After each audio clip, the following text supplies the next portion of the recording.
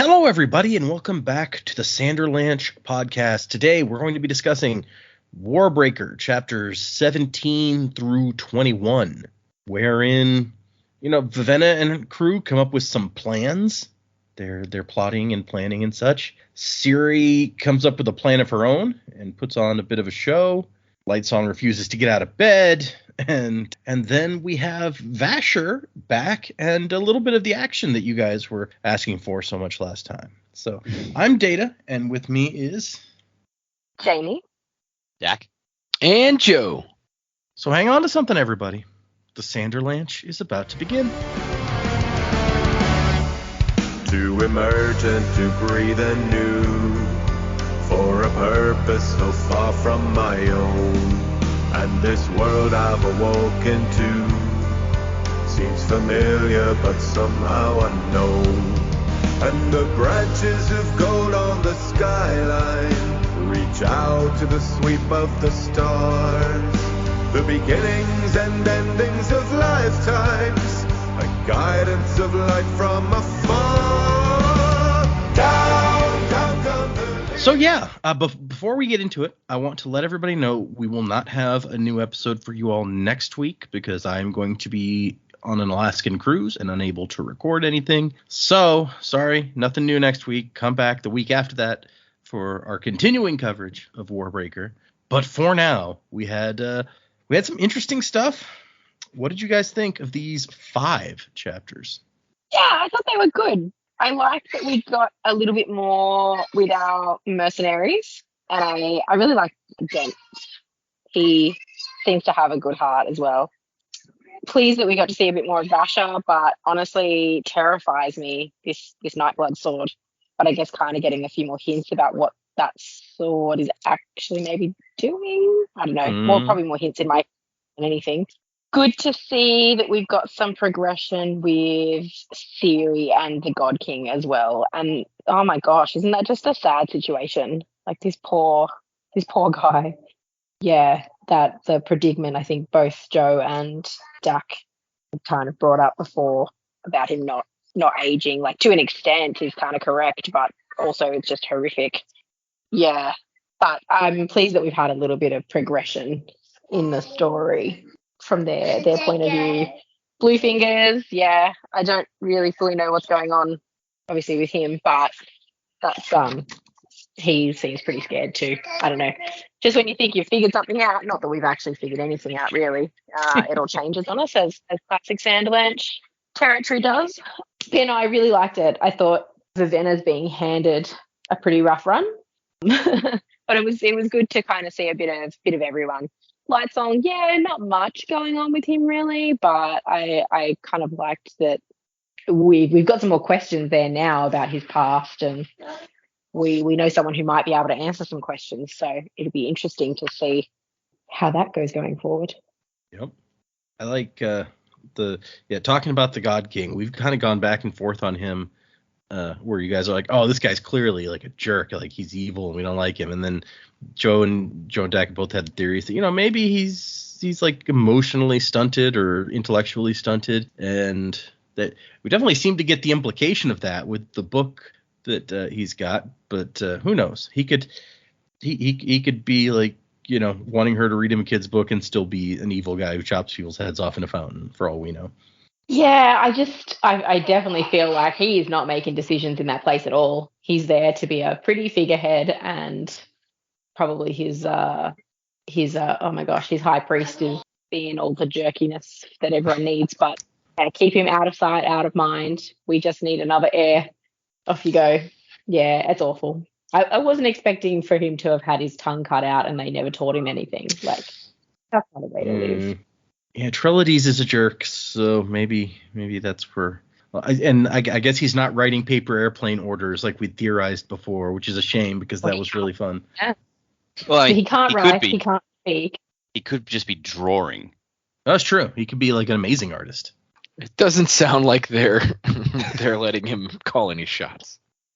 No, he gets to sit in his rooms and not do anything, and then comes out when they want him.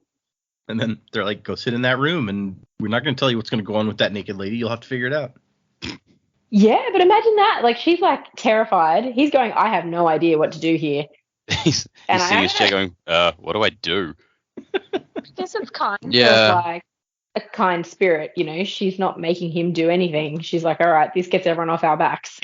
Just, yeah.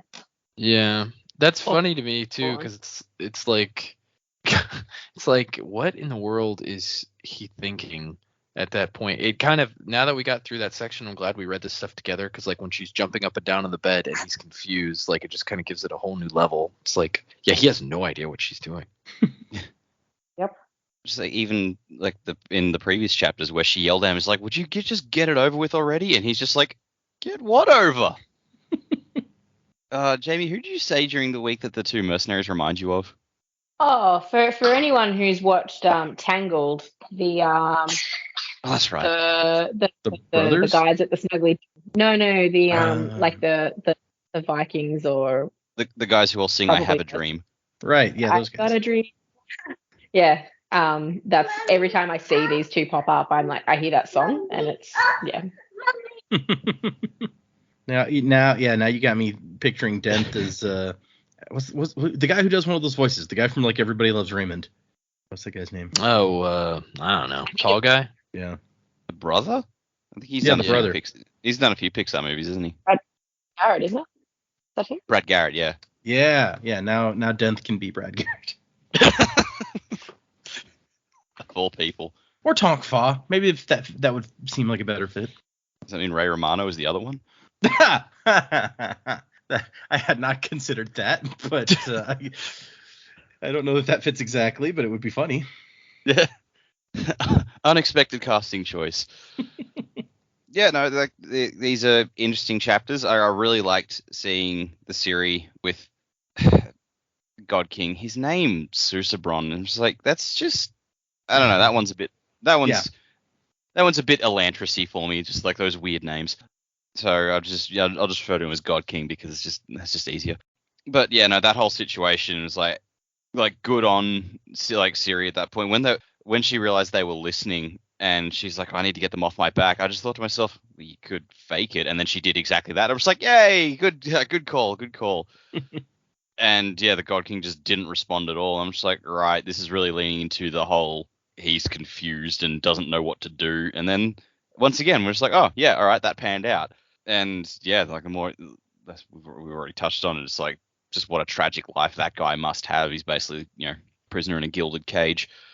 Kind of like Siri. Yeah, basically. I mean, and then, Vasher's chapter really leans on, okay, it looks as though the priests are the real power in this city. So like everything's like leaning very heavily in that direction. Vasher's chapter was interesting, terrifying. Yeah, Nightblood. I don't know what to make of him. It's like, is he like, does he just not have any morality because swords don't have morality, or like was he just an amoral person before he came back into the sword, or whatever? I need to know more about Nightblood, because it seems as though he's an anomaly in this world anyway, because I don't think anyone else, like there doesn't seem to be any other objects that can talk or think. So yeah, he's I speculated last time that he's a person who somehow got imbued into, like, or too much breath or something got imbued into a sword. But like, all right, I need that answered because it's really driving me up the wall. The mercenaries, I really don't trust these guys now. It's like, and I'll go into it more later, but like as soon as they mentioned, oh, we know Vasher, I'm like, really? The most deadly guy with the most deadly sword in the kingdom, and you supposedly lowly mercenaries like know exactly who he is and you plan to fight him before? I'm like, okay, there's more to you guys than we thought. I don't like you. Okay, interesting. Yeah. I mean, yeah, they definitely don't seem to have fond memories of Vasher, and we're not entirely clear on what Vasher's purpose is, but he's one of our perspective characters. We haven't gotten like a bad guy perspective character all that often. No, we haven't. Was it Hrathen and Elantris? Like, well, so and yeah, that's the one that leaps out to me. But he did the turn at the end, and exactly, yeah. We debated that doesn't really make him a good guy, but he like points for trying. Well, yeah. And didn't we get a perspective from Telson or no? We got like a brief one from Telson, I think. Now that you mention it, I'd kind of forgotten about that. Well, we got a brief one from Straff Venture. Oh, that's true. Yeah, when he like and And almost a couple dies. from Zane as well. Yeah. Because we heard God talking to Zane quite a bit. Yeah. Okay. So yeah, we've gotten some. Some, but not like main character heavy. Wraithen was the most, and then that didn't quite turn into full bad guy territory. So Yeah. Okay. Well, that's yeah. I guess we'll have to see. That's an interesting thought that it's like, they're against Vasher. Maybe we're gonna like Vasher. Maybe we're not gonna like Vasher. So maybe they're not as nice as we think. Although as they are repeatedly mentioning, they're just mercenaries. So they could be hired today to fight for somebody we hate, and tomorrow to fight for somebody we like, and they might just go for it. Yeah. These chapters were good. There were some things that I liked, some things that I didn't like as much. The Vivenna stuff, I get it. She's from this perspective that's everything's so alien to her, and she's like being basically forced to do all these things that are going directly against her religion, and it's making her uncomfortable. But I'm kind of getting annoyed with her. It's like, okay, you're here to do all this stuff. Like, yeah, maybe you don't need to listen to them 100%. Like these mercenaries that you just met, totally understand where you're coming from. But like you also have to accept that you don't know much of anything, especially because as much as she said she prepared, she herself in this section, it's like I was completely unprepared. Yeah. She's not nearly as prepared as she thought she was. No. All the Siri stuff is interesting. It is sad, as we've kind of already touched on. I did not expect her to fake having sex, so that was fun. Kind of interesting. And then yeah, the stuff with Susbron, that's sad. But yeah, we did kind of predict that. Obviously, they've kept him stunted for a reason. I didn't, even though I thought maybe that he wasn't fully educated or his learning was stunted, I did not expect the figurehead take on it. Like he's just a figurehead and the priests actually run the country. That was surprising to me.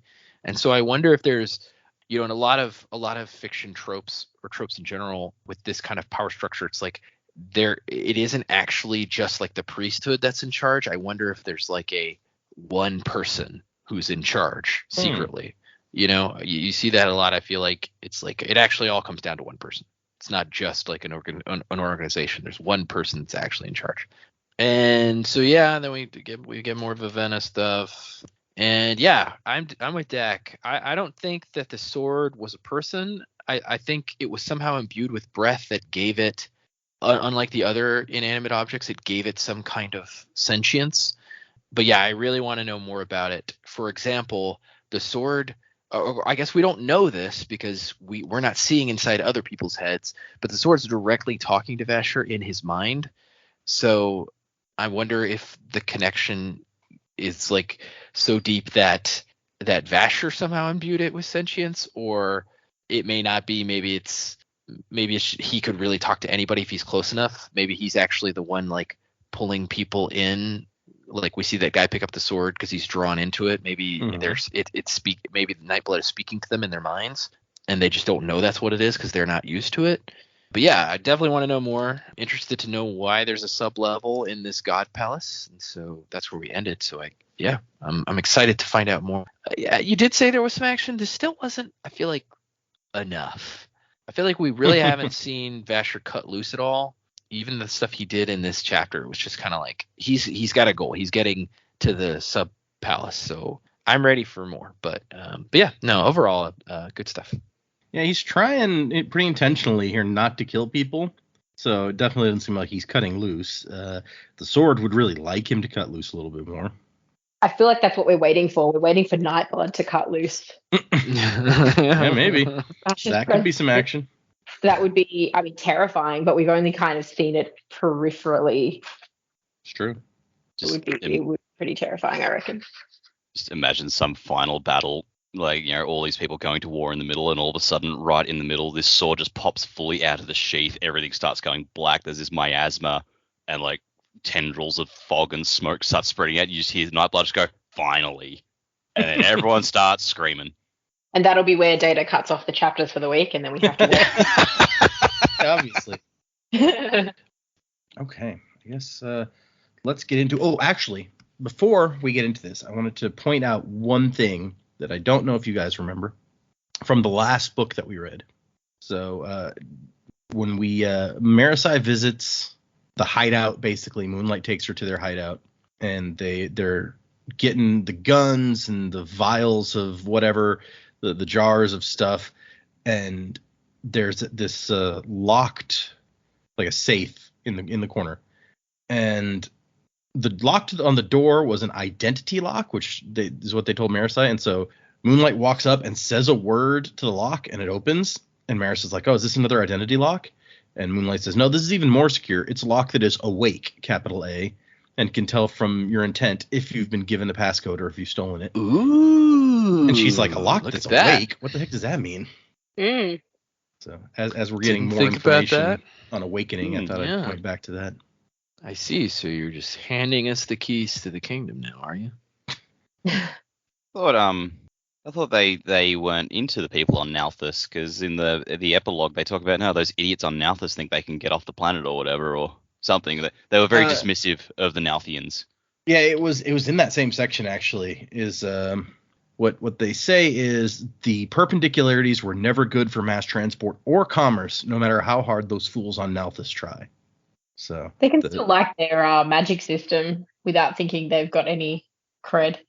Yeah, it sounds like the Nalthians are trying to run interstellar commerce, and they're like, it's not really useful. The perpendicularities aren't good for that.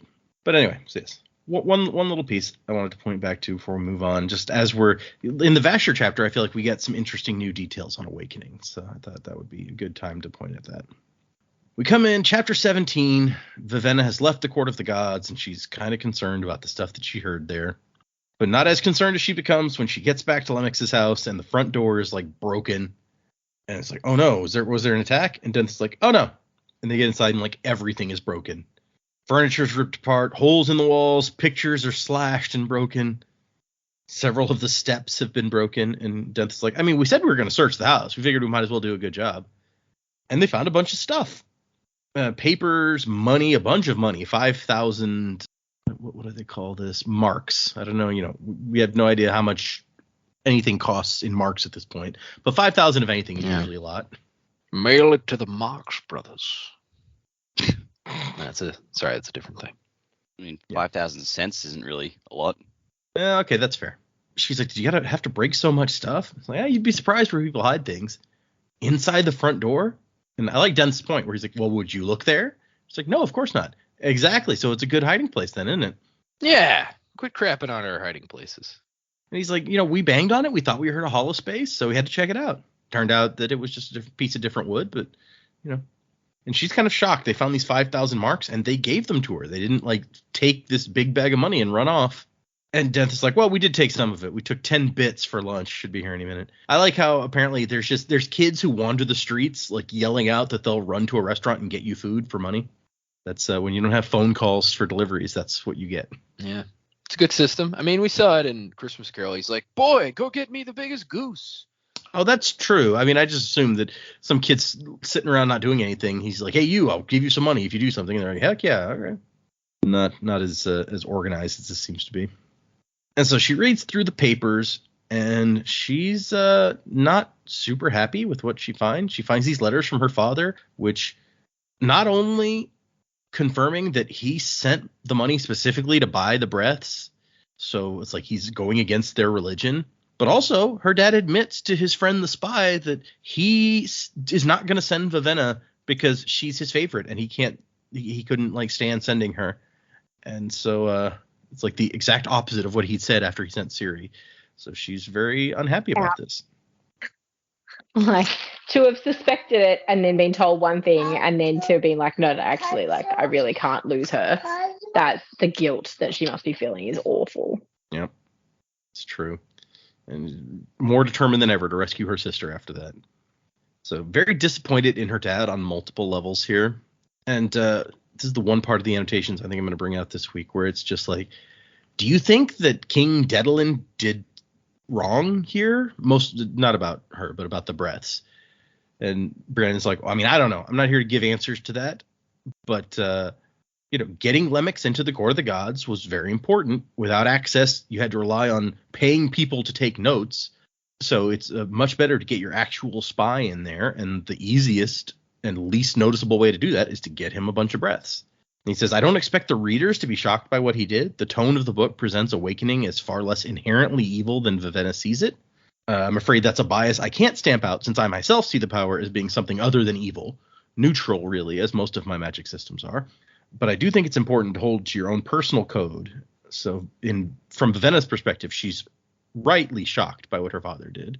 But then maybe that's a sign that she wouldn't have made as good a queen as she and her father assumed she would have, because she's willing to sacrifice herself, but she's not willing to do these kind of things that maybe go against her personal code for the best of her country, basically. So I don't know. What do you guys think? Yeah, I think I would probably agree with that. She's very biased into how she is perceiving everything. So would that have clouded everything that she's done? Like, at least the king, while he might have his beliefs of what's not good and not right or anything like that, he understands that sometimes things have to be done and you might not be comfortable with them.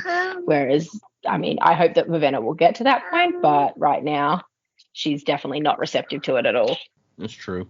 I mean, do you want someone who's like really committed to their system of morality to get to a point where she's like, it's okay to like break my moral code in some situations? Is that a good thing? Or I don't know. Yeah, I mean, yeah, it's a really hard, it's a moral dilemma, really, isn't it? Like, at what point where's your line, and at what point do you cross it? Like, what constitutes you finding it acceptable to cross your line? And it's not only your beliefs, it's the beliefs of your people as well.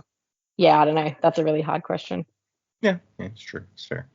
The place I always go back to for moral dilemmas like that is actually the end of Dragon Ball Abridged, where it's Gohan versus Cell, and Gohan's like, no, I'm not going to fight you, I'm a pacifist, and Cell's like, oh, good for you. You can stand proud next to all the bodies of the people who died because you refused to fight. I'm like, oh, all right, touche. And I think that's a similar thing now. It's like, yeah, good. Hang on to your morals right now while your country burns. Yeah, I think Denth kind of makes that same point in these chapters. That's a good point out. That's true. Yep. And it's a real risk and reward. Like, you go, okay, well, if I don't fight, or if I don't have someone with breaths to get in, like, for him, he's going, you've got enough to now get in. Don't go overboard. You've got enough to get 50, which will get you into the court of the gods. Obviously, then Lemix took that a bit further, but like, do what you have to do, because without this information, we're blind, and then we're all sitting ducks, all dead. Like, you've got to weigh up the cost to your people, your 50 souls for the good of thousands, or that's it, you're all gone. Like, right. Whereas if it was like, your information was, where's the best restaurant I might eat while I'm living here, well then no, that's not worth 50 breaths to go into the court. So yeah, I wonder if that's in the spy reports. Yeah, again, it's like I can kind of understand, but again, it's like, she's really got to decide what's important, I guess, the most to her specifically. I mean, obviously, because it's her choice. But again, you can see it from both perspectives. It's like, what are you willing to sacrifice to protect your country? Are you willing to sacrifice everything you stand for? And so it's not an easy decision to make. And I think the fact that it's not an easy decision for this fictional character to make I feel like that's good writing. It's not like, no, I'm just going to immediately forsake everything. It's like, that's not realistic. That's not how people approach things realistically, I don't think. So, yeah, I think it's kind of a good balance of like, she's giving in on some things, but there are other things that she's not ready to give in on yet. That's true. We do see her give in on some things in these very chapters. So yeah. Like, it's been a day and she's assaulted with it all at once. Like, I can that it's going to take some time to come to terms with. Yeah, she really hasn't been here very long. That's true. I wasn't even thinking about that, but it has not been very long at all. Okay. Continuing in here. So she goes back downstairs and she's like, okay, so I've got an idea about what was going on. Basically, everyone my dad and Lemix were both pretty sure that war is coming. All of this money was sent for not really all of that, but there was a good chunk of this 5,000 that was sent specifically because Lemix came up with these ideas to sabotage the war effort. And as one of them points out, it's like, we can't stop the war, but we can make it a more even fight, basically. So that's what was going to go. That's what he was going to try to do here. And between what's in the letters and what Denth and Tonkfa have already been doing for Lemix, Denth is like, I think I can put together kind of the stuff that he was after, and I think that we can make some of this work. This includes maybe connecting with some of Var's rebellious, some of the people who were involved in that rebellion he was trying to start, because they could be useful in undermining things. They were already kind of working towards that. We also find out that the other member of the team is a woman named Jules, and she'll show up eventually. And then they're going to move out, because this place was known to Lemix's associates, and it's probably not a good idea to stay here. Also, we smashed up everything.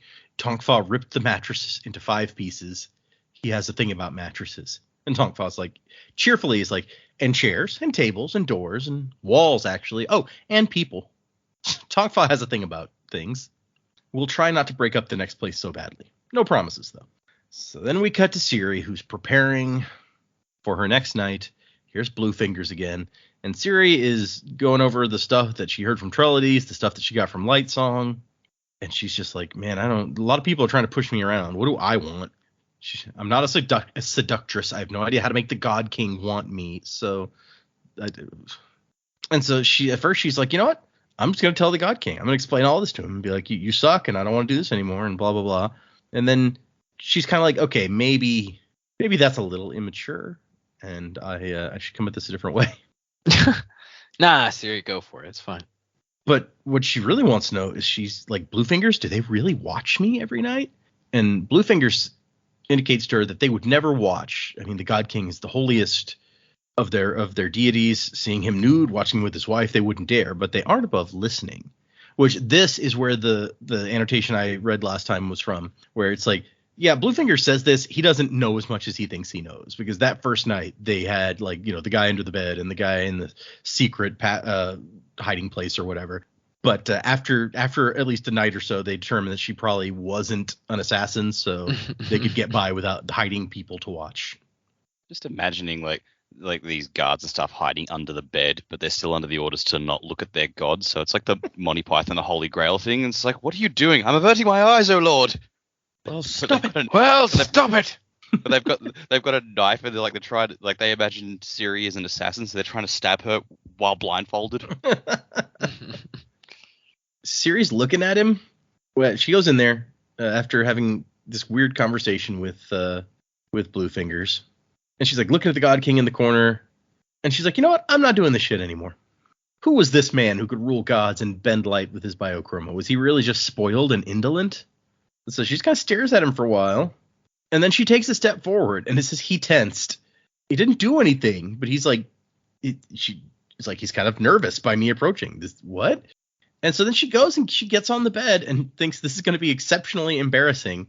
And then she starts, making an auditory performance for the people listening.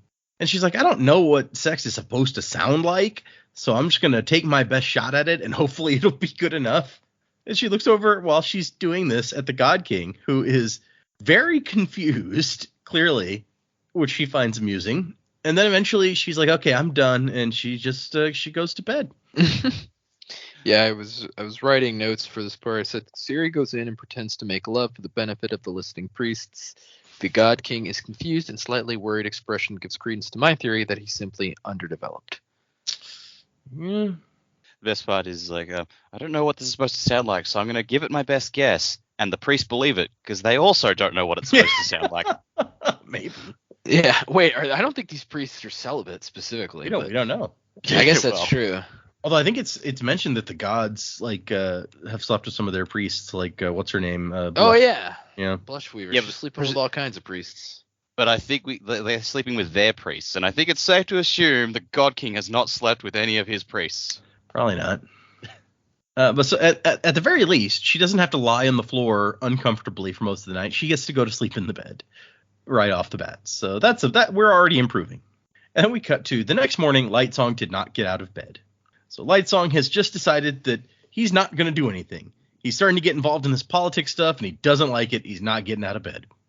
And Larimar has to come in, and it's like, okay, everybody leave. We're going to have a discussion. And Lightsong's like, I'm sick. You can't get sick, Your Grace. Lightsong gave a few weak coughs, to which Larimar just rolled his eyes. Come on, can't you play along just a bit, Scoot? And so, yeah, Lightsong is just, he's like, look, I'm not going to do anything, because if I do something, it'll just make stuff worse. And Laramar tries to, have that argument about, like, doing something is better than doing nothing. And Lightsong's like, no. You know me. I'm just going to screw this up. Like, there's no way that I can contribute in a positive way here. And we even get a bit where he's like, Blushweaver's worried the Idrian royals are making a play for the throne. And Scoot's like, well, I mean, do you not agree? And Lightsong's like, no, I mean, they probably are, but I don't think that the queen knows that she's part of anything. I'm worried that Blushweaver is going to crush the child out of fear, that she'll be too aggressive and get us into a war when I don't yet know if that's the right thing to do. And Laramar's like, well, I mean, it sounds like you've got a handle on this, but I don't want to be part of it, Scoot. You can't avoid politics. I can if I don't get out of bed. All right. Well. And this is where Laramar reveals, he's like, I know you better than you probably think I do. You have always been one of the best men I have known. And Lightsong's like, wait a second, you knew me? That's why you chose to be my priest. You knew me before I died. And he has all these questions. He wants to know about his life before he returned. And Laramar's like, I can't say anything. I've already said too much. And he's like, I could command you to speak. And Laramar says, no, you couldn't. It's like the rain. You say you want to command the weather to change, but you don't believe it deep down. It doesn't obey, and neither would I. And Lightsong's like, yeah, convenient bit of theology there. And there's one thing I want to actually get into in the annotations, but it's mentioned. It's like, yeah, Laramar has been holding on to this little tidbit for a while for just the right moment when Lightsong is being especially intractable, so he could kind of like nudge him into action. And it works. Lightsong is like, okay, let me get out of bed. And even Lightsong's amazed. Like, Laramar didn't actually reveal anything, but I seem to have gotten past my bout of melancholy. Huh. And Lightsong asks him for some advice. Like, what should I do about Blushweaver and the Queen? And Laramar's like, no, I can't tell you what to do. We look at you to guide us. If I tell you, then it would spoil the whole thing. He says that all he can say is to do your best. And Lightsong's like, great. He didn't know what his best was. The truth was he'd never bothered to find out. That sounds like maybe we've just pushed Lightsong into taking some action and doing some character developing, but who knows? You got to wonder, because everyone's told him, right? You died like honorably, you were brave, all that sort of stuff. Then you've come back as a god. How do you live up to that, especially a title like being brave? Yep. And so it doesn't, like, I imagine it would make you question absolutely everything that you do. You obviously don't know anything, and now he's just got that little word of hope from someone who knew him before, maybe someone who is trying to, give him this pep talk, realizes that he was actually brave. It's just got to be really hard. It's like, how can I ever live up to being this brave person when I don't know what I did? I don't know what I can do. Yep. Yeah. I like that this little pep talk happened. I mean, I hope we get more, and I'm sure that we will get more information as the book goes on. But you've finally got someone who's like, yeah, look, I do know a bit about you. I think that's awesome. We'll never find out who Lightsong was. It's just, it's not going to come up. I would be very sad. But I think it's also part of what makes it effective is that Scoot is a guy that he trusts. I don't know that there's that many people he would trust, but this is somebody that when Scoot says that, he actually believes it. Yeah, absolutely. A proper confidant. That's the end of chapter 18. We're going to go into 19. Back to Denth and the crew. He's like, yeah, the new house. This is nice. Strong wood paddling. Will break very cleanly. And Tonkfa's looking in the closet. Oh, yeah. Like, we could fit half dozen bodies in here in this closet easy. A lot of storage. And then they chuckle to themselves. And then it's like, these are some weird dudes. Like, this mercenary humor. I kind of love it. But for her, I can see how it would be kind of bizarre. And they got a house in a pretty nice neighborhood because she didn't want to be in the crappy neighborhoods, which, I don't blame her. But she's like, this is a modest house by to Talir standards, but it's bigger than the king's palace back home. So, and we find out a little bit about Var, who we met briefly at the beginning. He was a worker in the dye fields. The dye fields kind of suck. Long hours, little more than food for pay. And about 5 years ago, he got this idea that if he convinced all the other workers to give him their breath, he might be able to start a revolt against the overseers and it started to work. He became a hero. And got enough attention that the court of the gods was like, okay, we need to do something about this guy. And they did. They caught him good. But they point out, Denth and Tonk Fa, that's like, well, I mean, contacting some of these same people, even though the revolt was not successful, if we kind of start some stuff going on in the dye fields, that's one of their primary sources of income. We already know that from earlier that the Halandran economy, they trade in dyes and textiles. So that could, throwing their economy out of whack could be very helpful to the other side of the war. They're also going to try to get into where the lifeless are stored, and they're like, we can't kill them, but we can kind of mess with them and like muck up how things work a little bit. And Vivenna's like, well, that sounds dangerous. And Denth's like, aha, hazard pay. Tonk Fa, we may not steal your money, but we have nothing against overcharging you for extremely dangerous stunts. That's some good morals there. It's like, we won't steal from you, but we might price gouge you a little bit for our amazing services. No one likes a smart ass. Also, we're going to mess with the food supplies because the lifeless don't eat, but the humans who support the army do. And Vivenna's like, oh, yeah, that sounds good. How are we going to do that? We'll burn some merchant caravans, make it look like bandits, cause a bunch of trouble. Apparently, the priests run a lot of the trade in the city. They have all the money, so they tend to own the supplies. So burning the stuff will make it harder for them to want to go to war. So that kind of contributes to somebody's thought that maybe the priests are even more of a power in the city than just being the priesthood for the gods. They apparently kind of control the economy on some level. So not only are they the religious class, but they're like the rich people too. Isn't that weird coincidence how that works out? And then Vivenna's like, okay, all your plans sound kind of violent. And Denth's like, yeah, okay, we got to go through this. You hire us to do things like undermine a country's ability to wage war and then complain that we're too violent. Maybe we should just buy puppies for all of your enemies and send them with nice apologetic notes asking them to stop being so mean. He's got a good point. He's got a good point, but you didn't have to be like that about it. And then Tonk Fa, and then when they don't stop, we could kill the puppies. Okay, that's almost a little over the line with the mercenary humor. That's yeah, come on, Tonk Fa. Stop talking about killing puppies. John Wick has entered the chat. And Denth is like, Princess, these people want to attack your homeland. You are the greatest threat to their power. And now they're going to get a kid from your sister who will be of the royal bloodline. It is in their best interest to kill everybody else of the royal bloodline after that so that they have the only remaining claim. Also good points. Then it's like, okay, I mean, yeah, all right. And here's when a lifeless soldier shows up. His gray skin, gray eyes, no color at all. And Vivenna's like, Denth, attack! Tonk Fa barely cracked an eye open. Ah, well, Denth said, looks like we've been discovered by the City Watch. Pity, Tonk Fa said. This was looking like it'd be a fun job. Nothing but execution for us now. Just very deadpan. I like it a lot. And it's like, oh, this is a joke. I get it. Did you like paint him gray or something? But no, it turns out this is an actual lifeless. And here comes Jules, who kind of he controls the lifeless for their crew. Mm. Yeah, imagine you're somebody whose like religion is against zombies, and a zombie walks through, and you're like, oh, that's basically a demon. That's our experience right now. Yep.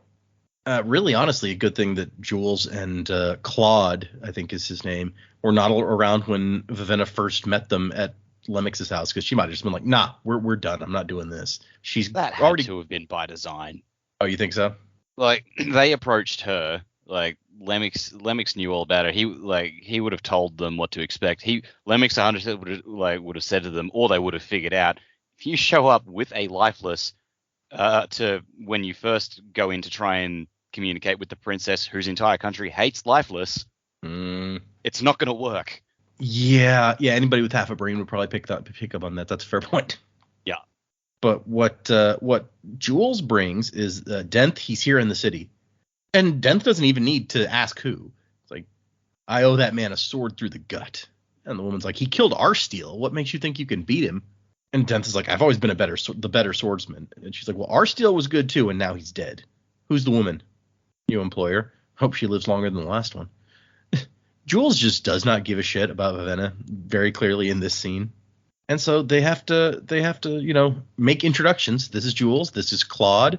She's like, where did that creature come from? And Claude? Made him from a dead body, obviously. I mean, I didn't do it myself. I paid somebody else to do it. but and Denth is like, yeah, it's useful to have a lifeless around. We've had this guy for a few months now. And she's like, you did not tell me about this? And Denth is like, I don't know, the topic didn't come up, They're pretty common around here. They're just tools. They're like swords. We're not going to destroy all of the lifeless in the city, just the ones being used by your enemies. Speaking of swords, Jules has brought several swords. Because apparently they were armed, but not with swords, because swords kind of stand out. As we've already learned, like Vasher is one of the only guys walking around with a sword in the city. So up till now, Tonkfa has been using a club, essentially. And Vivenna tries to be like, no, we don't need her. We don't need that lifeless. And Denth's like, yes, we do. You've brought a lot of biases into this city, princess. It's not my place to tell you what to do with them. I'm just your employee. But I will tell you, you don't know half the things that you think you do. Damn, man. They're really laying it on Front Street. I mean, it's not like he's wrong. We established that's already that she does not know most of the stuff she thinks she knows. And he's just like, okay, fine. You don't want Jules around? She's part of the crew. She's gone. We're all gone. We'll give you your money back. You can hire somebody else. And she's like, I thought you were my employee. And he's like, well, yeah, but I can quit whenever I want. So, and then he takes another tack where he's like, look, if you keep us around, it'll give you a chance to give us your view on things like lifeless and biochroma. Maybe you'll bring us around to your way of thinking. Because if you reject us because of our sins, aren't you being ostentatious? And don't the five visions have something to say about that? She's like, damn it, this guy knows my religion. And again, like, I think she even makes a point of it. It's like, why does he care? Just because the job needs to be finished and they didn't finish? I don't know. I feel like there's more at stake here for him. Yeah, that's the only explanation we get is I just don't like leaving things unfinished. Bullshit. And then he's like, oh, I have something else I want to talk to you about. You've got all these breaths. I know you don't agree with how they were obtained, but you could use them to help us. We could use an awakener backing us up if you just learn to use your breath. And she's like, no. I've made some allowances up till now. I am not going to awaken things. He's like, all right, you're the boss, just your kingdom. If we fail, the only thing I lose is an employer. Jules, on the other hand, is still concerned about Vasher. I don't like that he got here first, and reports say he has a bunch of breaths, fourth heightening at least, maybe fifth.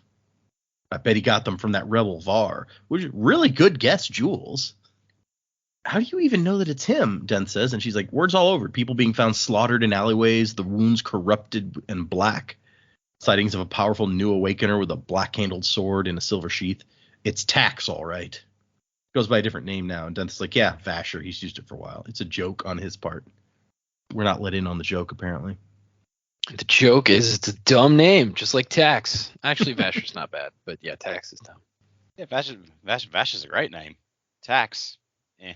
Tonkfa, then it's like, who is this we're talking about? And Tonkfa is like, oh yeah, he's bad trouble. Tax tends to leave a lot of bodies in his wake. Has strange motivations. Doesn't think like other people. Jules is like, he's interested in the war for some reason, Denth. And Denth's like, good, let him be. That'll just bring him across my path all the sooner. Tonkfa says that Tax or Vasher, whatever, he killed a good friend of ours over in Yarn Dread a couple months back. Denth used to have 4 people on his team. And Jules says, it shouldn't have happened. Arsteel was a brilliant duelist, almost as good as Denth. Vasher's never been able to beat either of them. Tonkfa's like, hey, he used that freaky sword of his. And Jules says, there was no blackness in the wounds. Tonkfa's like, he cut it out. He couldn't have beat Arsteel in a fair duel. It's not happening. So we know that Vasher's recently beaten a duelist who way more skilled than him, and we don't know how. So another mystery to add to the pile of surrounding according Vasher. to Denth, anyway. I mean, we don't really know that that's the case. That's a fair point. And Vivenna's like, oh yeah, I saw that guy yesterday. He was like watching me for some reason. And they're like, crap, Denth, he's been tailing your princess here. Denth's like, colors. There are no coincidences where this man is concerned, princess. If he's watching you, you can bet on the colors that he knows exactly who you are and where you came from, and he's probably planning to kill you. And then Tonkfa has a line I love where he's like, oh, don't worry, Vivenna. He wants to kill us too. At least you're in good company. Oh, thank you so much. That puts my mind at ease that we're all targets now. Exactly. Like, I feel much better now. Thank you, Tonkfa. We cut back to Siri, and for the first time, she's not worried.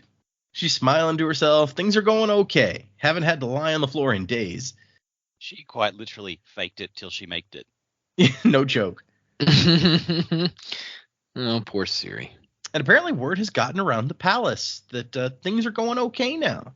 Yeah, people are banging. It's fine. Everything's fine. She should really be more upset that people are like gossiping about her sex life, but whatever.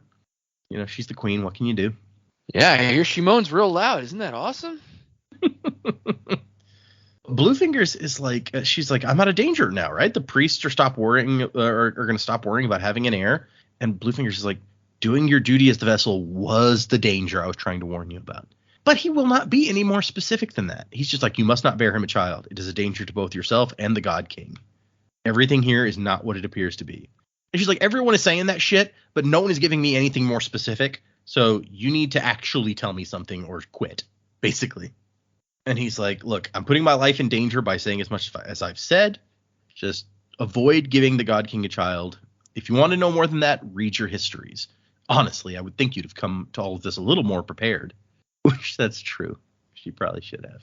And then he tells her that he's not going to be here anymore. She's figured out the whole going in and waiting for the God King on her own. So, yeah, doesn't need her anymore. You do your thing. And so then she goes. She's going to go do her thing again. And all of a sudden she looks up and there's the God King standing over her. And she screams. And he like pulls back a little bit like, wait, what? And she thinks, oh, my God, it's finally happening. He's coming for me. But no, it's like, oh, I'm sorry. You just startled me. He actually, she's like, he actually seems kind of threatened by me. And he starts to pull up his shirt. And that's when she's like, oh, no, it's happening. But no, he pulls a book out and he puts it on the bed and he kind of points at it. And it says, the title says it's a book of stories for children. And she's like, you want me to read this to you? And he nods. And she's like, it says stories for children. He's like, yeah. And so he's trying to indicate to her that he wants her to read in the book. He's like, I like turtles, except he doesn't say that because he can't. And she's like, why don't you just tell me? Why are you doing this weird, like, pantomime shit in the dark in the middle of the night? And he cocks his head and then opens his mouth, and she sees that he has no tongue.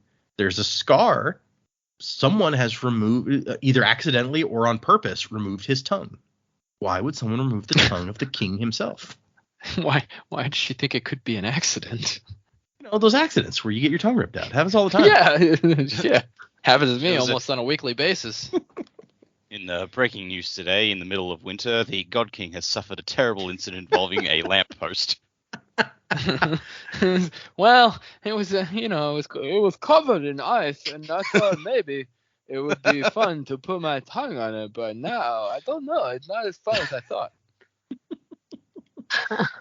He was watching a Christmas Story or whatever, and it just looked great. No, I mean, if he was watching A Christmas Story, he would have known not to do that. Well, he didn't watch the whole thing. He's a busy man, the God King.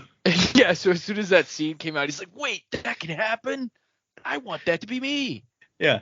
And she immediately comes to the conclusion that it has been done intentionally to prevent him from using all of this breath that he's been giving. Because to awaken things, you have to give a spoken command. Clearly, crisply, no slurring or mumbling, or you can't awaken things.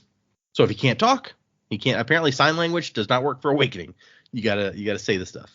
And the thought that they've done this intentionally disturbs her so much that she gets a look on his face, and he's kind of like upset. It's like he looks suddenly ashamed, and she's like, "No, it's not. It's not because of it's. I was realizing why this was done to you, and that made me upset. I'm not." And she also realizes when he's trying to get her to read him the book that it's like, you can't read, can you? And he shakes his head. He's like, this is the thing that Bluefingers are scared of. You're not a king. You're a puppet, a figurehead that they parade around with your crazy strong biochromatic aura to impress everybody. But they took your tongue so you can't use it and never taught you to read so that you can't communicate with anyone else. Just so they could control you. No wonder Bluefingers is so scared. If they would do that to their own god, then the rest of us, like, what would they do to us? And then she says, she's like, points out the first letter of the first word and says, this is the letter Shosh. I can teach them all to you if you wish. And then the chapter ends. The priests were right to be worried. So go Siri.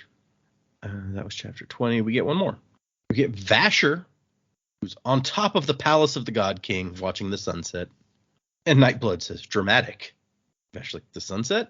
You can't even see it. But I can feel you seeing it. Crimson, like blood in the air. Yeah, that's a little bit disturbing. So the sword can't. Way to make a cool moment creepy, bro. Yeah, no joke.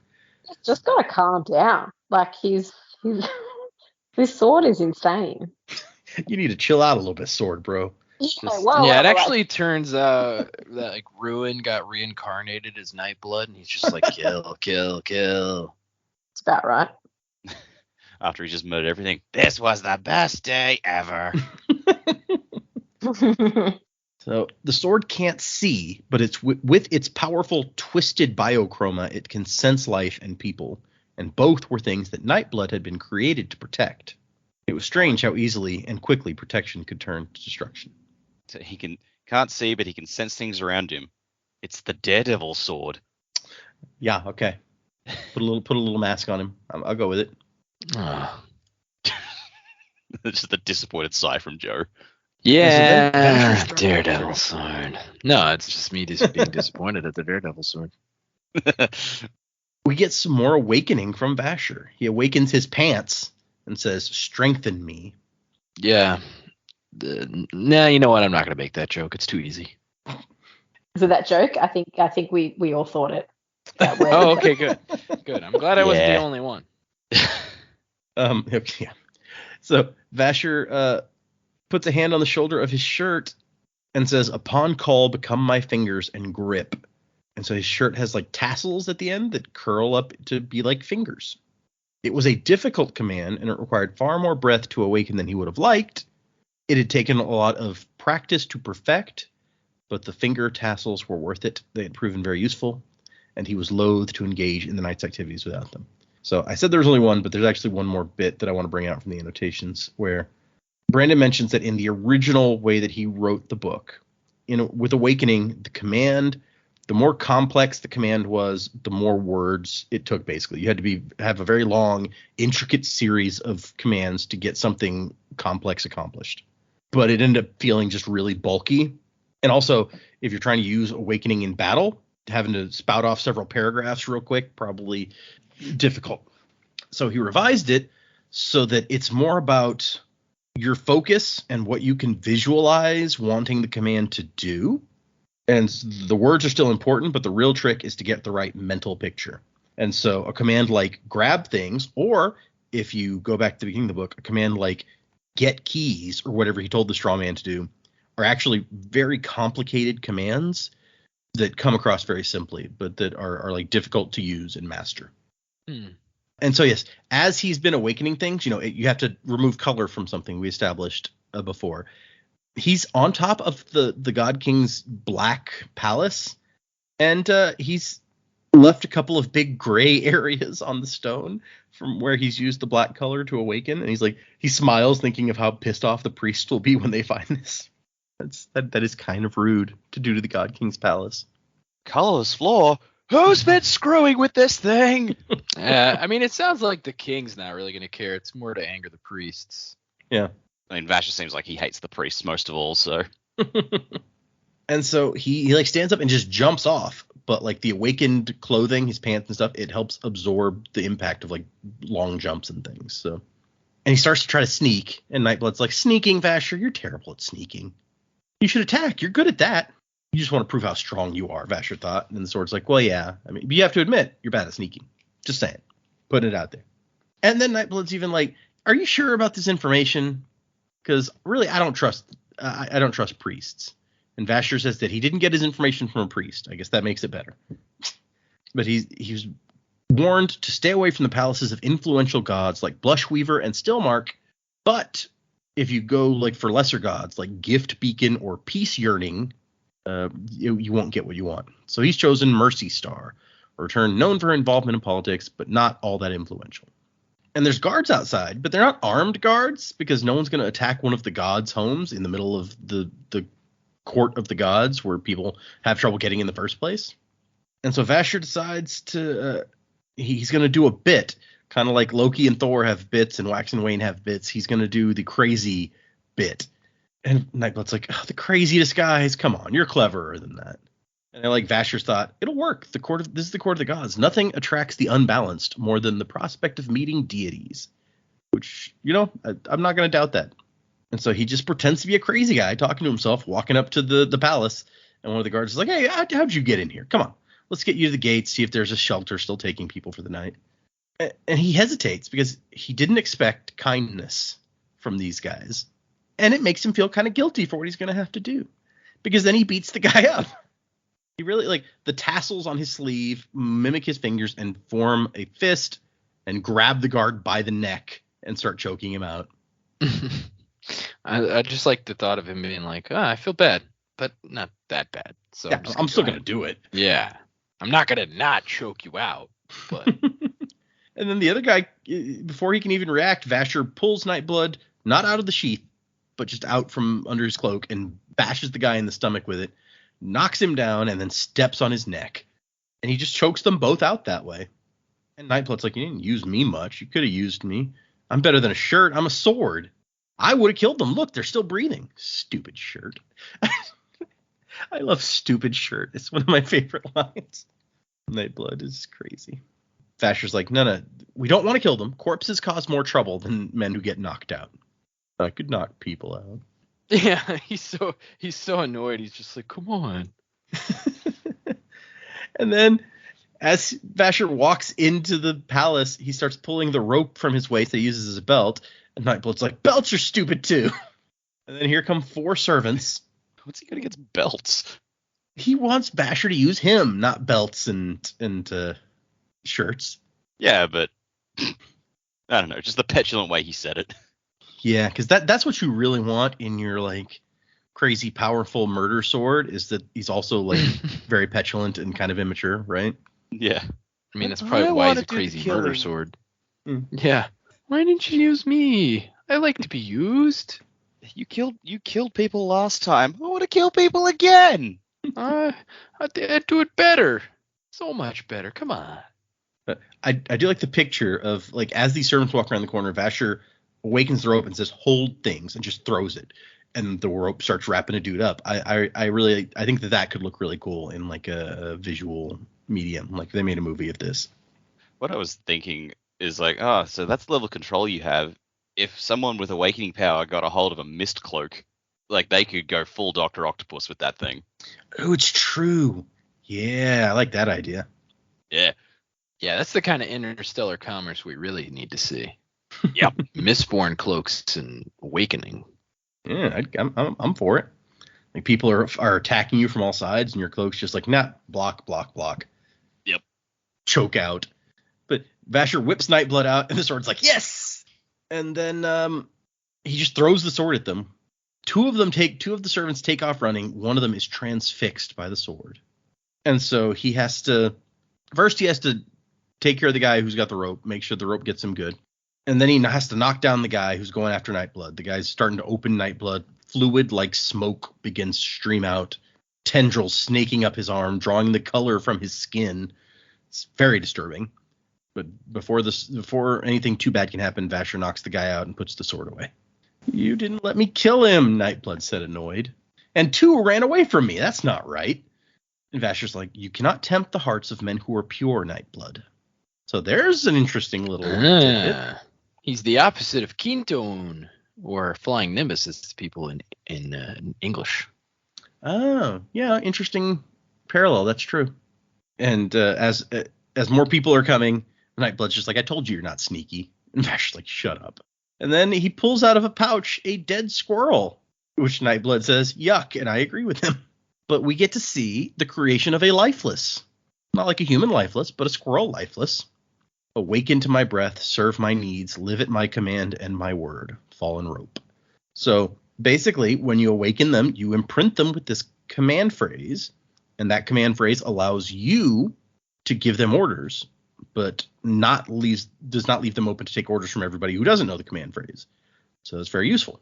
I feel like this is a sort of thing. I always felt that zombie movies don't quite, like, there's a whole level of things they don't quite tap into, because they always go with human zombies, but I think an animal zombie would be way more terrifying, even if it's like a zombie squirrel, because you don't see that thing coming. It's true. Yeah, it's like that's what Pet Sematary basically was, right? It's true. Yeah. Or zombie T-Rex, Zombie T-Rex, yeah. It's like there's so much you could do with that concept, and that would just be fucking scary. Like, can you imagine like a zombie skunk? Oh, That's unpleasant, yeah. That could be really horrific. Yeah.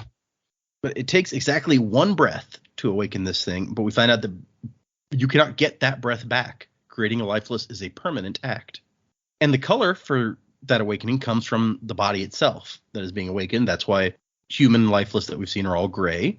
And squirrel also becomes gray. But Vasher says that that's really similar to what the squirrel already looked like. That's why he likes to use them.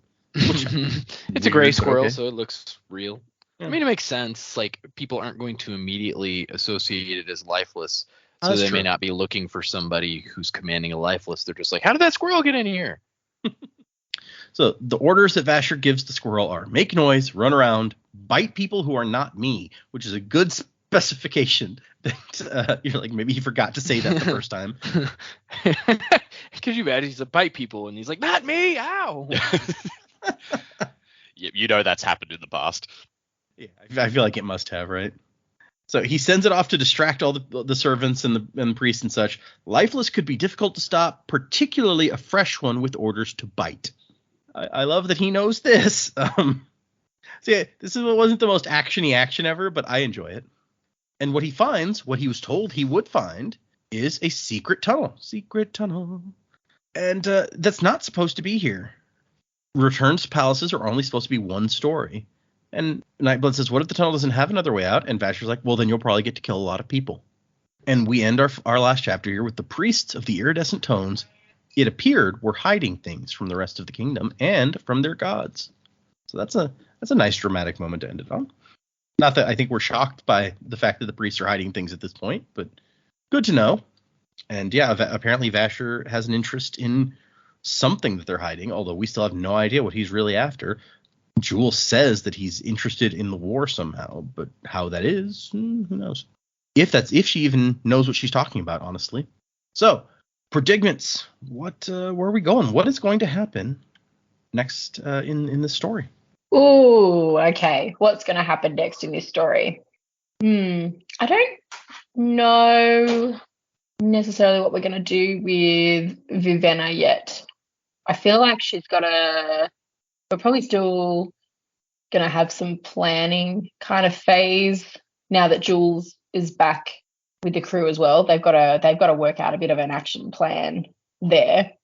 I'm hoping that we see a little bit more with Lightsong. He has to go and assess some more paintings. They made a comment about, or he made a comment that he had another dream as well. So we might get a little bit more into that next time. The stuff with Vasher is really interesting. I hope that it leads us, I guess, back to kind of the mercenary crew, but I feel like with where he's trying to get into at the moment, we're probably more likely to see him come up against another god. I wonder if Lightsong's death has got something to do with the sword, with blood. Yeah, I don't know. I mean, I feel like that would be pretty brave, fighting against this ungodly sword. I don't know. Yeah, maybe that's got something to do with that. I think that would be really interesting. I feel like Siri and the God King will probably work on their relationship a little bit. She'll teach him sort of what she knows. You know, if he really is such a blank slate, it might be interesting that she can teach him some of the ways. But like now it's going to be, they're going to have to go through this charade and keep it all hidden. And she knows people are listening. So how much can you teach the God King about things that he's not supposed to know about while everyone's listening? So I think that'll be interesting to watch that unfold. You talked about at the beginning of the episode the command that was given in Lost Metal to awaken the lock, or because it had been awoken. So you can obviously awaken inanimate objects, which we know because you can make your pants strong and all that sort of stuff. Right. I think we're still leaning towards perhaps it's something, well, awoken, but can you make an inanimate object like into a lifeless? I wonder if that's kind of what happened to our sword. It's not simply something that's been awoken, but maybe it's like one breath from somebody really powerful is now the sword or something. Like I'm not sure how that would necessarily work. to do that. But I want to learn more about that. But I think that would be my gut feel that this sword has been awoken in some sense. Probably not the same as like a normal object, but something maybe a little bit different. Maybe a god's breath. Oh yeah, like if they have their weird special breath, that's a good point. That they can give up to heal something. Maybe they could. Yeah. Okay. Yeah. And another thing I thought would be really interesting is because now you can give away a breath permanently, one, without having to give away all of your breath. What an interesting dilemma Vivenna might have if she was to use all of her breath to create her own lifeless army. Eventually, that would suck for her because she clearly doesn't like the lifeless, but she could give away all the breath without giving away her one. Yeah, without giving her own up. That's true. Mm. I mean, assuming that you could differentiate your original one from any of the others, but she could have one left, regardless. Call it her own, you know. Yeah. That's something that I've been confused about too. It's like, is there a difference between your original breath and all the other breaths? Like, is yours unique to you? It doesn't seem that way, but not that we know of, at least. Yeah, that's an interesting alternate take, since we've had Dax theory for a couple episodes now that somehow like a person's personality got into the sword or something, a remnant of a person. But what if it wasn't that? It's just like it was a sword that got awakened and somehow gained sentience. Is that less or more scary than the other possibility? Yeah, I mean, the fact that it has any sentience at all is scary. Yeah, I don't know. I don't know where we're going. It's exciting. There's so many possibilities and thoughts, and yeah, we'll see. We'll see how I fare over time. Okay. Yeah, fair enough. Righto, I've got quite a big one today. I've actually just typed up a whole like thing here. Okay, so bear with me as I spin my bullshit web here. So throughout this book, there's a really heavy-handed theme of like obvious power and not obvious power, and who really is the most powerful that we're looking at. God King is your best example because he has that super powerful aura all around him. Like, he has massive power in the literal sense, but not in the political sense, and he's actually just a prisoner kept in a cage. I think the Returned are all the same. They've got a lot of power themselves, but in the grand scheme of things, they're actually powerless. Like, the populace is told they are powerful, but they're kept in line by the priests, and they believe themselves above the priests, but the priests are running things. So that's all stuff we've seen. And then, as Siri is discovering, you're actually most powerful when you appear powerless. Because the priests are running the show. Vasher is learning that as well. But Siri's learning to exploit that herself. It's like she appears to the priests, she appears to be powerless, just like she's just there as a vessel to grant them an heir to the God King.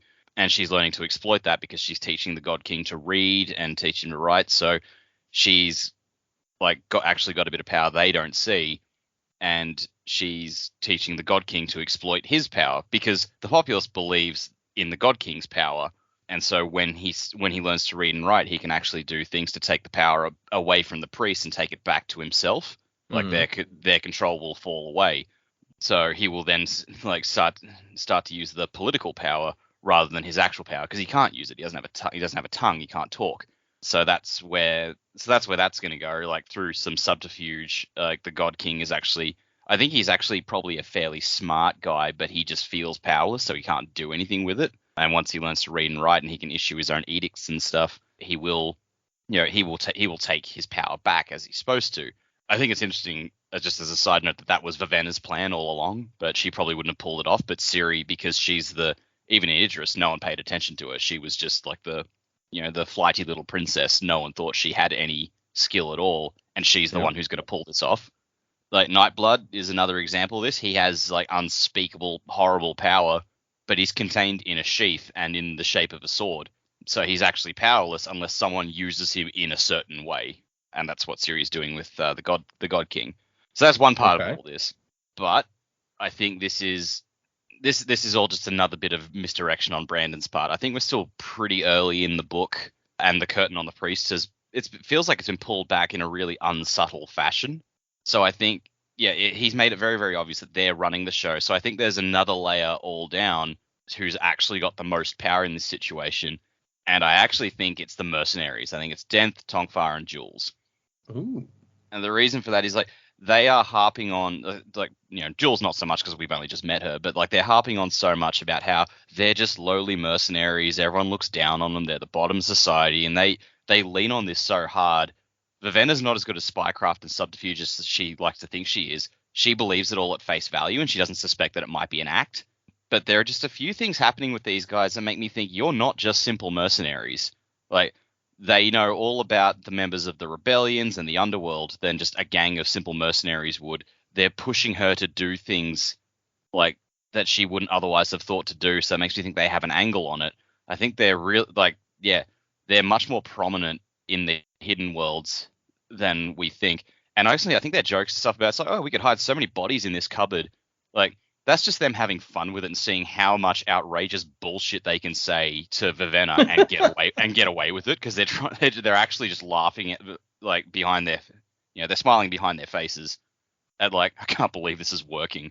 But the turning point where I started to put this all together was the fact that Jules comes in and says, guys, Vash is here. And I don't think, like, their reaction to that was faked. I think they're just like, oh, fuck, really? Like, they know him personally, which, again, a group of lowly mercenaries, like, if they were just, like, the lowly mercenaries that they claim they are, if they'd really run into Vasher and knew him that well, they'd be dead, all of them, not just their buddy. Because Vasher doesn't seem like the sort of guy. Who's to say they didn't know Vasher earlier? I mean, possibly, but, like, yeah, they know he's a threat to their plans. Whatever they're using Vivenna for, they know Vasher could fuck it up. So, like, we've already assumed that Vasher has some connection to the current state of the world. And so I think if they're so closely tied to him, then they're probably also connected to it. And they know that he is the ultimate spanner in their plans. I think part of this as well, like we talked about it, they never intended for Vivenna to meet Claude because they knew that would be a hard sell for her. But when Jules finds out that Vasher is in town, she's like, guys, we can't wait. You need to know this right now because we're in trouble. So they had to she had to just take that risk. Interesting. Okay.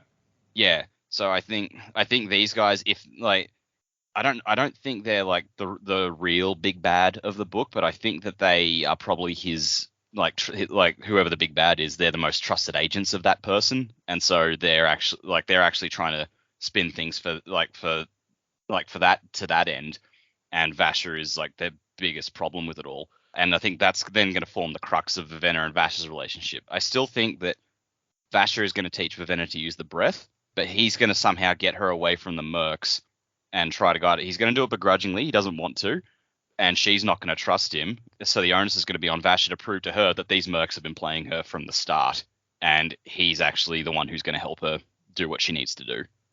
Okay. So if there's if there's somebody behind this, whoever it is, these guys are working for them. Okay, I'm following you. What is the plan? What is the big bad trying to accomplish? All right. I think it's Bluefingers. Oh. Okay. All right. I think is it Khan Pal? They're Pan Call are the Pan Call, yeah. The race or country or whatever it is, yeah. Yeah, like there's just been a couple of little hints about that. I'm just like, maybe there's an uprising for these people. They're trying to throw off the Halandrins and the Idrians all as one, and then they're going to be the ultimate power. Maybe that's the end game of all this. This is all just like spinning out of nowhere. But it's like, again, Bluefingers is like the little unassuming guy. Siri seems to trust him, and like no one really seems to like. He has access to a lot of things. He seems to have a fear for his life, but I think he's got more power than he lets on as well. So maybe in the end, this is all on him. And like these mercs are his trusted agents who are out to help them bring down both Halandrin and make sure the Idrians can't actually take the place back. Okay. I like this idea that our scribe friend is a secret bad guy. It was about time we had a good secret bad guy prediction going on. So honestly, that was all an afterthought. The main thing is about the mercs for this. Yeah, that's my thing here. We did have the one line of her being like, "Oh, you pan caller just like Halandrin, right?" And he's kind of offended by that. So okay, I kind of see that there's a little bit of support there. I like that. Okay, yeah, I'm following. But yeah, like the main thing is like the mercenaries. They're harping on so much, like, we're just mercenaries, princess. Don't worry about us. All right, it's an act. You guys are up to something else. Oh, but then all their jokes are not real funny jokes. I don't like that. They actually like killing. Yeah. I like stealing. I mean, Tonk 5, like I like cutting off toes. Ha ha ha. Ha ha ha. I mean, I do, but Yeah, I like that reads real different if that's not. I like where Dak's going with that, and it does bring up a good point that I wanted to add to his point. It's like we don't know a ton about Vasher yet, but he seems like pretty badass dude. And these guys are convinced they're better swordsmen, or at least Denth is. Like that's not simple mercenary talk. And why would they even be acquainted with Vasher? He doesn't seem like the kind of dude that just hangs out with mercenaries. But maybe I'm wrong. He's not a sociable guy. Yeah, it doesn't seem like it. He doesn't seem very social. That's true. Although, like the one sword that we've seen him with, he doesn't use in like a sword fighting way that we see. So maybe he's not good with sword. I'm a better swordsman. I just don't have a magic sword. Yeah, it's true. Yeah, I like both the perspectives we've heard. Dax especially. Yeah, there's obviously something going on with these mercenary guys. So I thought they might be on, like, my theory was actually going the opposite way, that they might be good guys, but now that we're talking about it, I like Dak's theory more, is that they're actually, like, they at least have their own agenda. Let's put it that way. Even if they're not, like, evil dudes, I think they've definitely got their own agenda, and it may not line up at all with Vivenna's agenda. It may just be more that they're using her as a tool to kind of, or even a guise to get what they want accomplished. Which begs the question, like, were they using Lemix, or when they knew the princess was coming, did they poison Lemix? Or, and this nurse person that they said didn't really know Lemix? Like, how if we can't trust anything they've actually said, then yeah, it kind of makes you wonder how much manipulation behind the scenes that they've done here, if that is the case. So yeah, cool idea. Yeah, I'm with Dak. I feel like they at least definitely have their own agenda, even if they're not part of the big bad. They've got something else going on that they're trying to get accomplished. So we've got that piece. The Siri Suspron thing, I think they're gonna become kind of partners in crime, even if they don't necessarily become lovers. Although there have been some hints, especially in this section, where she keeps talking about how attractive he is. So they may actually become lovers. I don't know. But I feel like there's been a couple of sections that kind of hint that she actually does find him attractive. And so we've got that piece, but they're going to become buds. She's going to teach him, and they're probably going to form their own plots, and hopefully in such a way that they'll be able to get some stuff done that they, that maybe they'll be able to get a foothold in the palace, which, as we know in Brandon Sanderson books, will probably go horribly wrong for them at some point. So we've got that to look forward to, some drama, some stakes. I got to be honest, I'm not really even that interested in the Lightsong Larimar knew him before stuff. I'm not really that interested yet. Maybe it'll pique my interest later, but I'm really not that interested. I'm still the most interested in Vasher. He's obviously the one who's been displaying the awakening power the most, and I want to know more about what he's got going on. If he's now somehow in the sub-level of the gods, he's trying to uncover something or find some kind of object or item or something of value, information, whatever that is. I think his plans are going to be the most, not nefarious, but the most interesting. So I'm more looking forward to whatever he's got going on. All right, that's fair. I mean, there's definitely a lot of mystery there, and I think we're encouraged to be interested in like, what the heck is he up to? Why is he doing what he's doing? Especially now that we've got not only his stuff, but we've got the mercenaries kind of vouching for this. This is an interesting guy. Look at this guy, freaking Vasher, taking all the attention with his magic sword. Backing on to Dak's theory, I've just been thinking, this is dangerous, you shouldn't let me think. But anyway. So we think the mercenaries are bad. What if the mercenaries aren't all on the same side? So what if Dent actually killed their friends because they were equally skilled swordsmen, which then takes into account why there was no black around the wound because it wasn't Nightblood that was involved and they weren't equally matched. And so then Denth is playing a bigger game than the rest of them are. Oh, Interesting. so he could be running some sort of con on his own people. That's interesting. So they're making it out that Vasher is awful because we've already seen Vasher kind of hold back. It's like you can't corrupt people like that are good. Yeah. So Nightblood won't always be able to do what he needs to do, although like Nightblood will kill, obviously, but he already is showing restraint with Nightblood. Like unless the fourth member of this crew did something really horrible, I can't imagine from what we've seen so far that Vasher would be like, kill. Like it's possible, but I reckon if you were going to put anyone there with an alternative agenda, it's probably him. He's also just had this really, I think it was Denth or Tonks, one of them who had the really heartfelt conversation with Vivenna as well. You know, that could be a secret bad guy waiting to happen. Yeah. It's true. Yeah. That's actually a good point. I'm trying to decide if I like that better or more than Dak's idea where they're all in it together, because there's, one way Vivenna ends up feeling betrayed, but the other way there's like a bunch of people end up feeling betrayed. That's potentially more dramatic and interesting. I kind of like that. Claude's sad. It's like, holy shit, he could talk. Yeah, who knew? I don't know if we've established whether lifeless can talk or not. We know they can bite. That's for sure. Okay, let's. These are some very deep and interesting takes that we've had this time. I like all of this. Okay, we'll see where it goes. In the meantime, for next time, we got a really long chapter coming up as the next chapter. Remember, we're not going to have an episode next week, so this will be for the week after next. But we're reading 2 chapters for next time, 22 and 23, because chapter 22 is quite lengthy. But until then, we've got a new patron, a couple emails. Let's hit this stuff. On our Patreon page, where you can find all sorts of interesting things, like my reaction to the new books as I read them.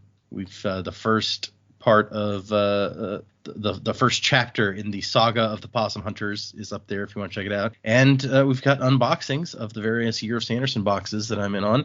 All that, I was going to say all that and more, but no, pretty much just that on our Patreon. I was about to say. If that sounds interesting. No, that's it. Yeah. But we have one new patron this week at the ska level, and it is the Sad Panda. The Sad Panda. Yeah. That's so sad. That all right, makes me a sad panda. Yeah, Sad Panda. All right, Sad Panda, you are a brute. You store physical strength. That's why Don't you're be so sad. sad. Yeah. You're strong. Don't be sad. We know why you're sad. Oh, full circle. Wow, that's creepy. Is that what had to say it? Yeah, we know why you're sad. It's because you're listening to this podcast. So, okay. Thank you to all of our patrons. We appreciate you guys. You're awesome. In the meantime, hold on. What emails do we have? We got a couple emails that I was going to read this week. The first one is from Ryan/Turtlebear on the Discord, they say. The title is Wider Theories. Hello, Data, Jamie, Dak, and Condra Joe, because he can spot a Condra from 300 pages and may actually be a Condra. It's true. I maybe made a goop. You don't know.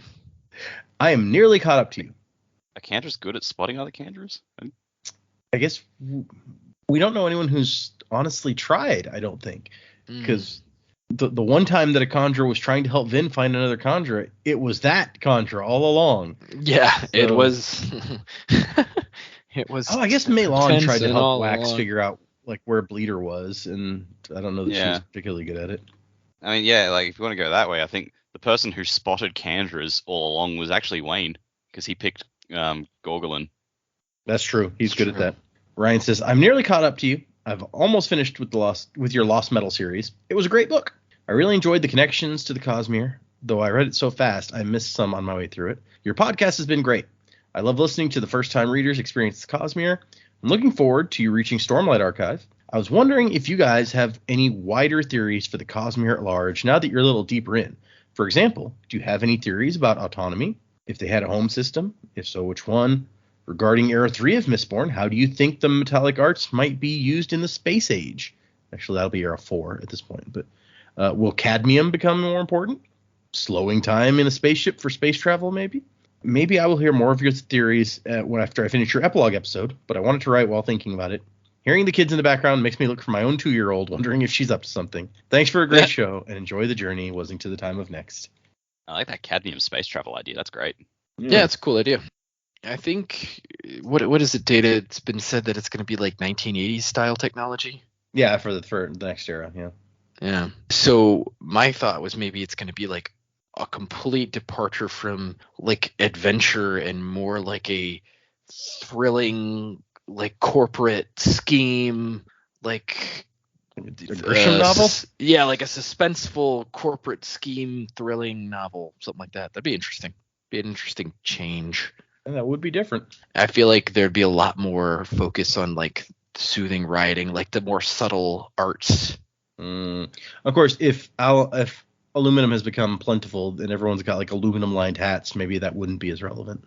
Maybe not, but have we Duralumin? Can it break through an aluminum? Like if you use Duralumin to like soothe, could it break through an aluminum lined hat? Or well, you'd have to be a Mistborn to use Duralumin to increase your soothing, and I don't think that we've seen a Mistborn try it since that's correct. I'd forgotten about that. Unless you're hemallergic yourself. Unless you're hemallergic, yeah, that's true. Yep. Or maybe you could get a medallion that could let you do it. Sure. Yeah. I think we might have touched on it a bit. I thought I think we were talking about Era 3 being sort of like a Cold War style, spy thriller kind of thing.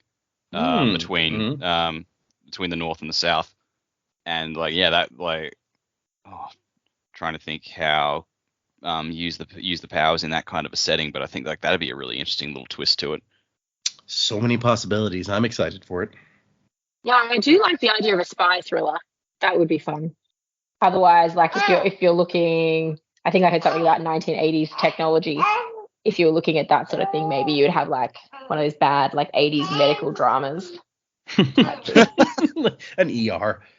Yeah. Well, I mean, if they haven't discovered anesthetic yet, then maybe soothing would be really good for while someone's undergoing an operation. Interesting. Yeah, it could be. So we're losing a doctor. 10 more cc's of soothing. The soother's just a dude sitting on a stool in the corner. It's like, all right, I'm on it. But the other part of the question was, do you have any theories about the Cosmere at large? I mean, they specifically asked, do you have any theories about autonomy and if she has a home system? But we've kind of already they're only up to the Lost Metal. They haven't made it to White Sand yet, so they didn't see us talk about that. But yeah, any other wider Cosmere at large theories that you guys have? The one that I've been nursing on for a long time is just that like the 16 shards came from a giant space dragon. That's like the thing I've been working on for a long time. So I think there's like, crazy magical space dragons. Sure, as you do. I think we talked about that at some like way back when. It's like, okay, so that's roughly what happened, and then how Hoyd fits into it specifically. It's like, is he trying to gain all the powers himself, and then is his plan to become the next space dragon or something? Yeah. Ooh, or the Go ahead. Maybe Hoyd was the space dragon, and that there was nothing, no proper death of the space dragon, and now he's just trying to collect all his powers back up. Oh, that's cool. I like that. Yeah, that's a cool idea. I often think that maybe because Hoyd, is in so much of the lore and he's around all the time, I often wonder like if they do finally like, okay, we're gonna end the Cosmere and this is gonna be the culmination of everything, if he'll be like the main character of that story. I think Brandon has said that one of the later, if not like last ones, will be like the space age Mistborn era. And I want to say that one question about it, Brandon has said that Hoyd will be a major character in that. So like era 4 at this point, assuming he doesn't do something else in between 3 and 4. Yeah. And of course, the prequel books, the Dragonsteel books, he will be a major character in because it'll be telling his story on some level. Okay. I do actually I really like Jamie's idea that he was at Analcium and it's like they took his power and then just sort of left him there, and he's just like, what the fuck, guys? And like now they just think, oh, he's just so like, they still know who he is because I think Preservation was like when Kelsey was stuck in the well, like, and he mentioned who came through, and Preservation's like, oh, that guy, yeah, he's funny. Like, we didn't. There might be we didn't really bother killing because like we got his power. What's he gonna do to us? And Boy's just like, oh, I'll fucking show you what I'm gonna do to you. Yeah. What you I'm gonna do? sexy You get no drift my way power. through this. Yeah, sexy dragon drifter.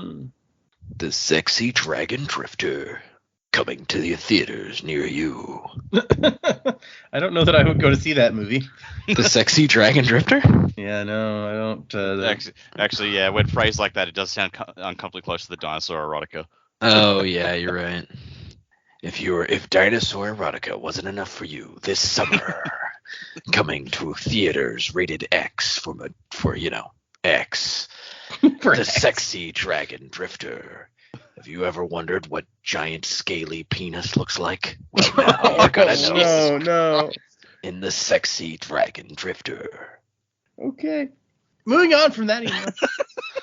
All right. Well, I get you. Every once in a while you got to give them what they want. Yeah, Thanks, Ryan. Sorry. Ryan is just What are going, you "I did not want apologizing this." for? Yeah, exactly. Ryan's out here like, I didn't ask for this. No. Why, Joe? Yeah. You okay. called down the thunder and now you got it. We have one other email, but it's specifically for the last episode of Warbreaker, so we're going to save Kim's email till we get there. That'll be a little while from now. So, if anyone else would like to send us emails, the address is thesanderlanche@gmail.com. Find us on Instagram and Facebook and Patreon and Twitter and all sorts of interweb places. Music by Miracle of Sound. If you want to join the Discord and get in on all the exciting discussions that happen there, what are we talking about today? Reaper is reading 1984 before Secret Project 3 comes out, and it got into a discussion about classic novels and Fahrenheit 451. So that's the kind of things we were talking about today on the Discord. All right. Sweet. Yeah, Sweet. if you want to get in on exciting Fahrenheit 451 level discussion, join up to the Discord. You can find the link at the top of our website. If you're on mobile, you got to open the menu to find it. Yeah. Remember, everybody, no new episode next week, but 2 chapters for the week after that, chapter 22 and 23, for those of you following along, because 22 is a long chapter, and honestly, 23 is not super short itself. So thanks, everybody. We appreciate everyone who listens out there, our emailers, our patrons, people hanging out on the Discord. You're all awesome. Wuzzing to the time of next. Polo.